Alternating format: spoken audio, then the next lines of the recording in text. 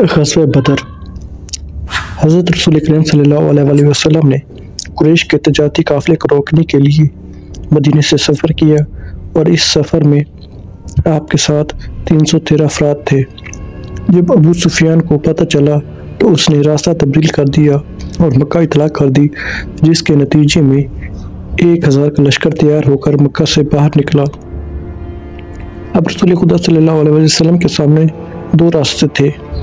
पहला रास्ता तो ये था कि आप खामोशी से मदीने चले जाते और दूसरा रास्ता ये था कि गैर मुसल्लह कलील साथियों के साथ अपने से 3 गुना मुसल्लह अफराद से जंग करते।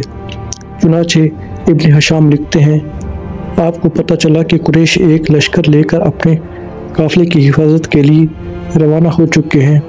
आपने लोगों से मशवरा किया और उन्हें कुरैश के लश्कर की आमद से मुतला किया।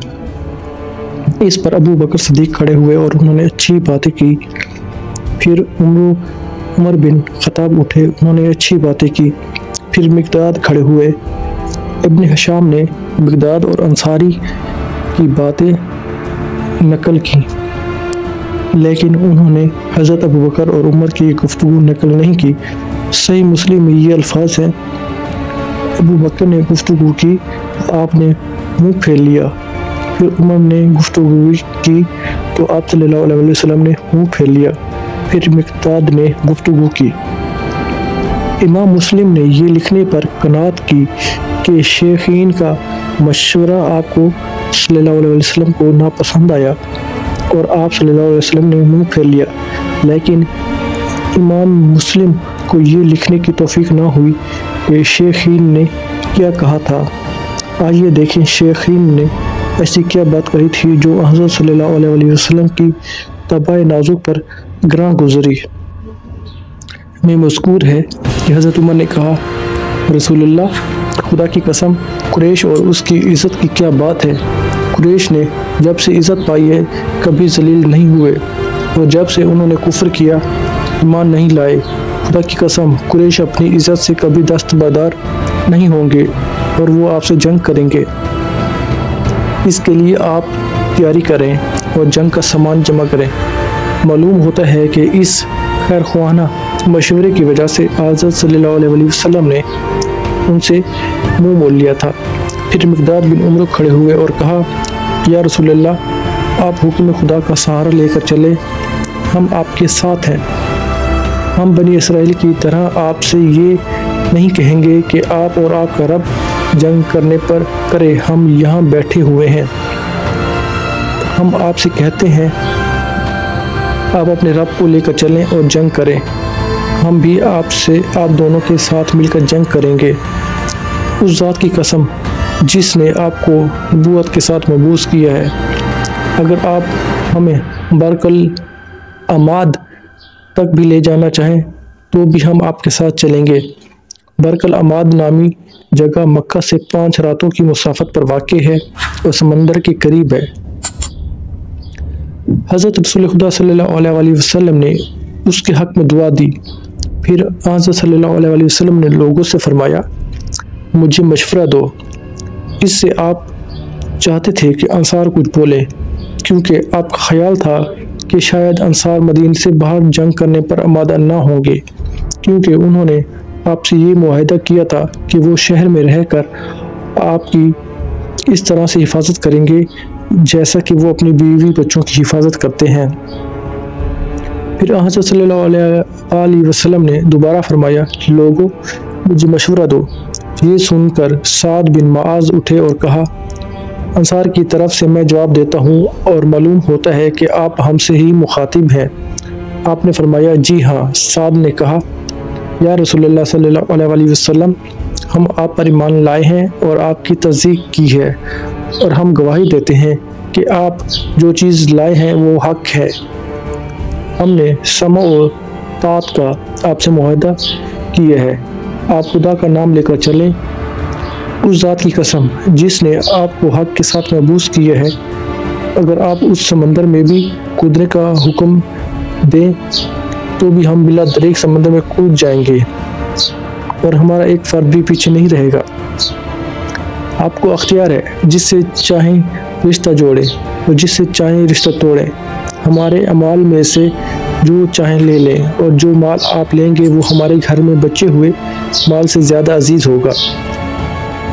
مجھے اس ذات کی قسم جس کے قبضے قدرت میں میری جان ہے، ہمیں اپنے دشمن سے جنگ کرنے کا کوئی خوف نہیں ہے۔ ہم جنگ میں ثابت قدم رہنے والے ہیں۔ خدا نے چاہا تو ہمارے عمل سے آپ کی آنکھوں کو ٹھنڈک محسوس ہوگی۔ ہم سے محمد صلی اللہ علیہ وسلم نے بیان کیا۔ اس نے کہا ہم سے واقعی نے بیان کیا۔ اس نے کہا مجھ سے محمد بن صالح نے بیان کیا۔ اس نے عاصم بن عمر بن قتادہ سے، اس نے محمود بن لبید سے روایت کی۔ اس نے کہا کہ سعد نے کہا یا رسول اللہ صلی اللہ علیہ وسلم، ہم اپنے پیچھے اپنی قوم کے ایسے افراد چھوڑ کر آئے ہیں جن کی آپ سے محبت اور اطاعت کسی طور پر ہم سے کم نہیں ہے، اور وہ جہاد کے بھی خواہش مند ہے۔ اگر ہماری قوم کے افراد کو یہ علم ہوتا کہ آپ کی دشمن سے مارکہ آرائی ہونے والی ہے تو وہ ہرگز پیچھے نہ رہتے۔ انہوں نے تو یہ سمجھا تھا کہ اس سفر کا مقصد صرف قافلے کو روکنا ہے۔ اب ہم آپ کے لیے ایک چھپر سا بنا دیتے ہیں، وہاں آپ کے لیے سواریاں بھی کھڑی کر دیتے ہیں۔ اس کے بعد ہم دشمن سے جنگ کریں گے۔ اگر اللہ تعالیٰ نے ہمیں جنگ میں کامیابی عطا کی تو بہتر، اور اگر خدا نخواستہ ہم مارے گئے اور دشمن کامیاب ہو گیا تو آپ کے پاس سواریاں موجود ہوں گی، آپ ان پر سوار ہو کر مدینے چلے جائیں۔ جب نبی کریم صلی اللہ علیہ وسلم نے سعد کے جذبات سن کر اسے دعا خیر دی اور فرمایا سعد، اللہ بہتر فیصلہ کرے گا۔ جب مشورہ تمام ہوا تو حضرت صلی اللہ علیہ وسلم نے فرمایا خدا کی برکت کا سہارا لے کر چل پڑو۔ اللہ تعالیٰ نے مجھ سے وعدہ کیا ہے کہ وہ دو گروہ میں سے ایک گروہ میرے ہاتھ میں دے گا۔ خدا کی قسم، اس وقت گویا میں مشرکین کے قتل کے مقامات دیکھ رہا ہوں۔ راوی کا بیان ہے کہ اس دن رسول خدا صلی اللہ علیہ وسلم نے ہمیں مشرکین کے قتل کے مقامات دکھائے اور فرمایا یہاں فلاں قتل ہوگا اور یہاں فلاں قتل ہوگا۔ خدا کی قسم، ہر قتل ہونے والا اسی جگہ قتل ہوا جہاں رسول خدا صلی اللہ علیہ وسلم نے اس کے قتل کی پیش گوئی فرمائی تھی۔ جب حضور اکرم صلی اللہ علیہ وسلم نے مشرکین کے قتل کے مقامات کی نشاندہی کی تو صحابہ کو یقین ہو گیا کہ فیصلہ ان کے ہاتھ سے نکل چکا ہے اور انہیں جنگ کا سامنا ہے، اور نبی کریم صلی اللہ علیہ وسلم کے فرمان کو سن کر انہیں فتح و نصرت کی امید بندھی۔ غزوہ بدر کے مشورے کا تفصیلی حال آپ نے پڑھا۔